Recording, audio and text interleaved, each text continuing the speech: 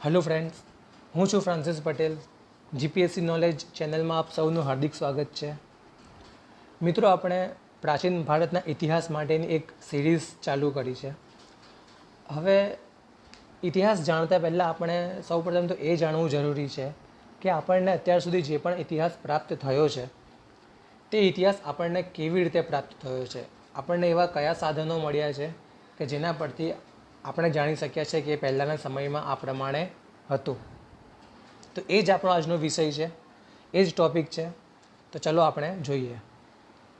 તો ઇતિહાસ જાણવાના સાધનોમાં આપણે મુખ્ય બે પ્રકાર જોઈએ તો એમાં પહેલો પ્રકાર આવશે અલેખિત સાધનો અને બીજો પ્રકાર આવશે લેખિત સાધનો।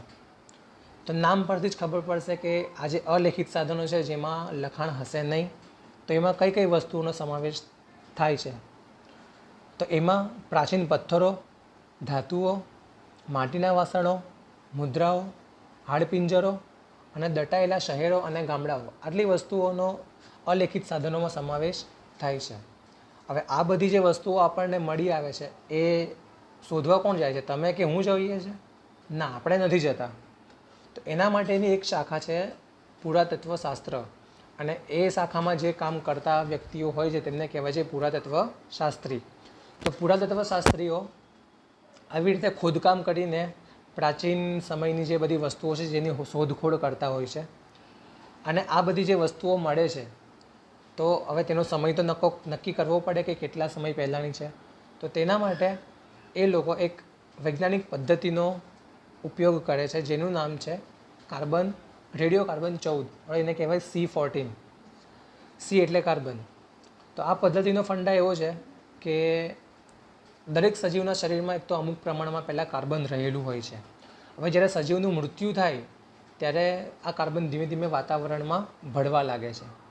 તો હવે કેટલો કાર્બન બાકી રહે છે તે જોઈને આ પુરાતત્વશાસ્ત્રીઓ તેનો સમય નક્કી કરે છે કે આની ઉંમર કેટલી હશે, આ કેટલા વર્ષ પહેલાંનું હશે। હવે કોઈ વનસ્પતિના અવશેષો મળે છે આપણને, તો તેનો સમય કેવી રીતે નક્કી થાય છે? તો તેના માટે એક પ્રક્રિયા છે જેનું નામ છે પરાગ વિશ્લેષણ।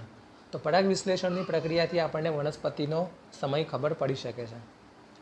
બીજું જોઈએ લેખિત સાધનો। તો લેખિત સાધનો એટલે નામ પરથી ફરીથી આપણને ખબર પડશે કે લેખિત સાધનો એટલે એવા સાધનો, એવી વસ્તુઓ મળશે કે જેના પર લખાણ છે। તો જેમાં આવશે ધાર્મિક સાહિત્ય એટલે ધાર્મિક પુસ્તકો, ગ્રંથો, એ બધું જે આવશે એ ધાર્મિક સાહિત્યમાં આવશે। ધર્મેતર સાહિત્ય એટલે ધર્મ સિવાયના બીજા કોઈક સાહિત્ય આપણને મળે છે તો તેને કહેવાય ધર્મેતર સાહિત્ય। સિક્કાઓ અને શિલાલેખો, અને ચોથું આવશે વિદેશી પ્રવાસીઓની નોંધો। તો મિત્રો, આ વિડીયોમાં આપણે આ શરૂઆતની બે વસ્તુઓ છે, ધાર્મિક સાહિત્ય અને ધર્મેતર સાહિત્ય, આ બે વસ્તુઓ આપણે આ વિડીયોમાં જોવાના છે, અને બાકીની બે વસ્તુઓ આપણે જોશું નેક્સ્ટ લેક્ચરમાં। તો ચલો જોઈએ ધાર્મિક સાહિત્ય।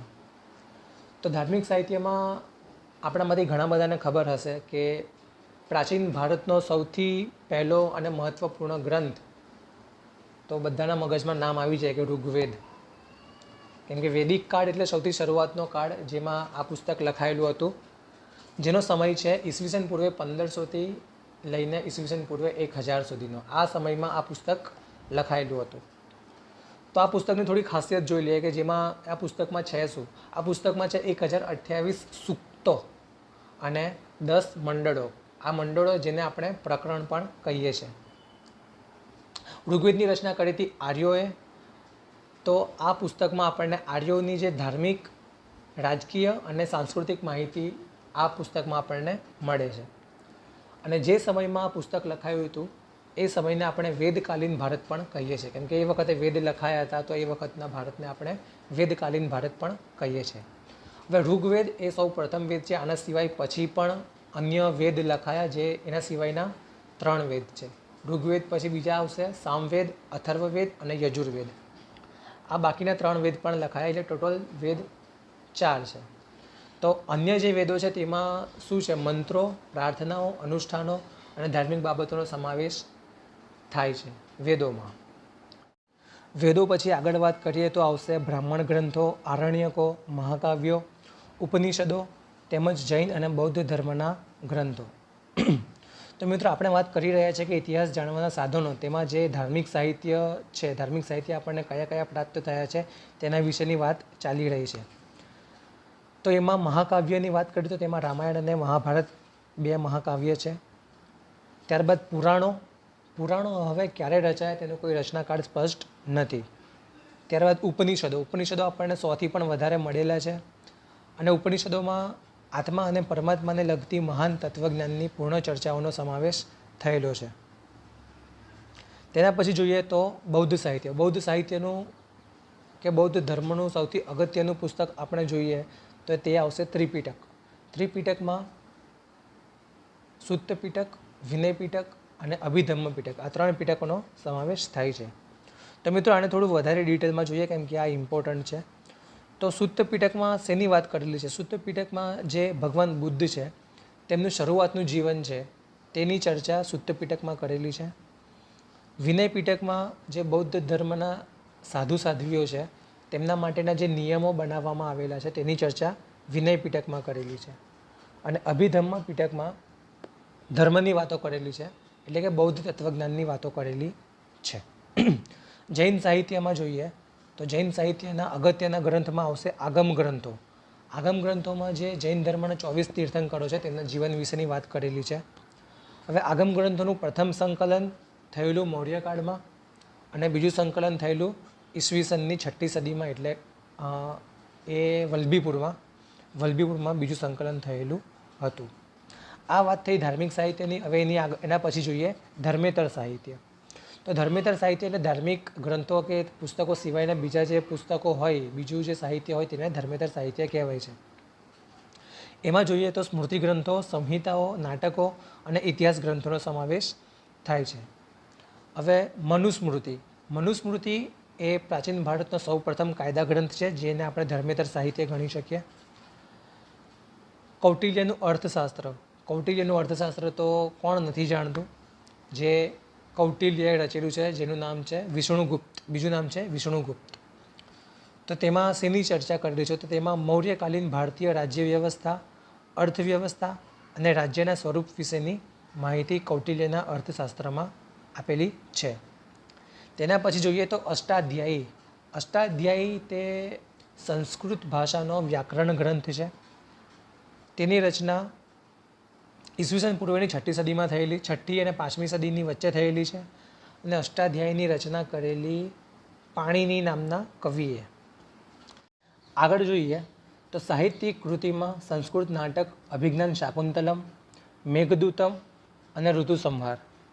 હવે આ ત્રણેય નાટકોની રચના સંસ્કૃત ભાષાના એક પ્રસિદ્ધ નાટ્યકાર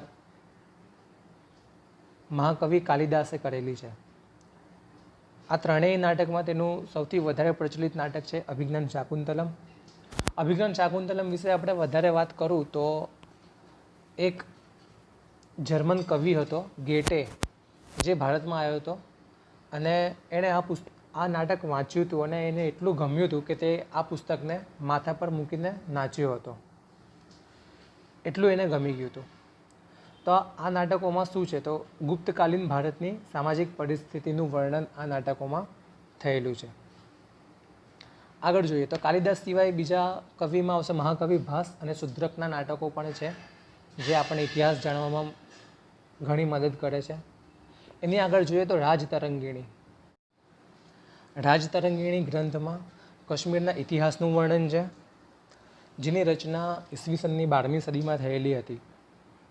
તેની રચના કરેલી કવિ કલ્હણે.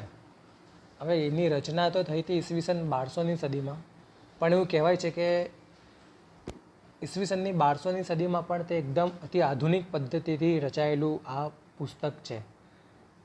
તેની આગળ જોઈએ તો હર્ષચરિત પણ એક અગત્યનું પુસ્તક છે, જેની રચના સમ્રાટ હર્ષના રાજકવિ બાણભટ્ટ દ્વારા કરવામાં આવેલી હતી. હવે દક્ષિણ ભારતમાં ધર્મેતર સાહિત્યમાં જોઈએ તો બધાથી શ્રેષ્ઠ આવશે સંગમ સાહિત્ય. હવે સંગમ સાહિત્યની રચના કેવી રીતે થઈ તે સમજીએ. તો એક સ્થળ છે જેનું નામ છે મદુરાઈ.